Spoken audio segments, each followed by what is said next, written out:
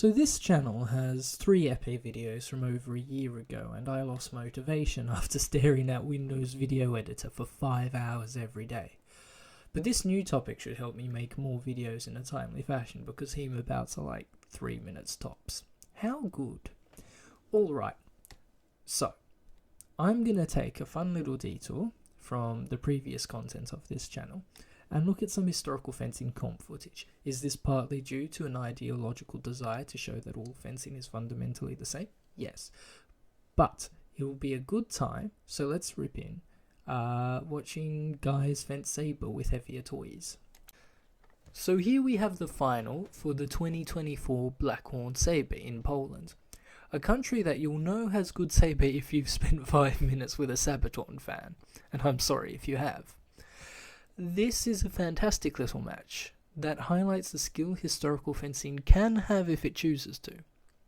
This final, between Pawlowski and Zakraszewski, starts off with some of the most intelligent, provoking and inviting I've seen in historical fencing footage. Multiple little distance pushes trying to create pulls or panic reactions. However, the difference largely lies in Pawlowski's willing to take a risk. For these kinds of engagements of the space to work, you need to give your opponent a reason to believe it's real, and Pawlowski is willing to grab some serious distance in his attempts to bait the attack. He ends up losing a lot of territory with this, since he needs to retreat so hard when a danger does develop, but Zakraszewski's belief that eventually he'll be able to nail Pawlowski's bounce means that when the step lunge opportunity does present itself, he stays too long. If Zakraszewski bails here, he's safe. But his hesitation to look for the hit without committing either way, gets him done. Pawlowski's second hit is very similar. Zakraszewski is far more aggressive out of the gate this time. It's a similar invitation-provocation game in the start of the fencing, but what you notice is Zakraszewski is far more aggressive. He's trying to take that space to deny the ability to make that compound attack. Pawlowski instead says, well, that's fine, I will just attack you in prep instead.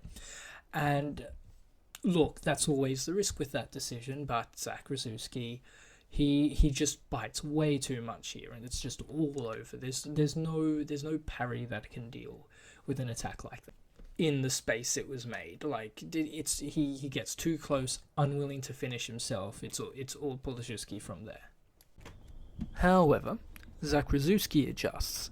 Instead of allowing Pawlowski to dictate and create an attack in prep, he starts sitting slightly further back, so that when Pawlowski can come in, he can make the parry.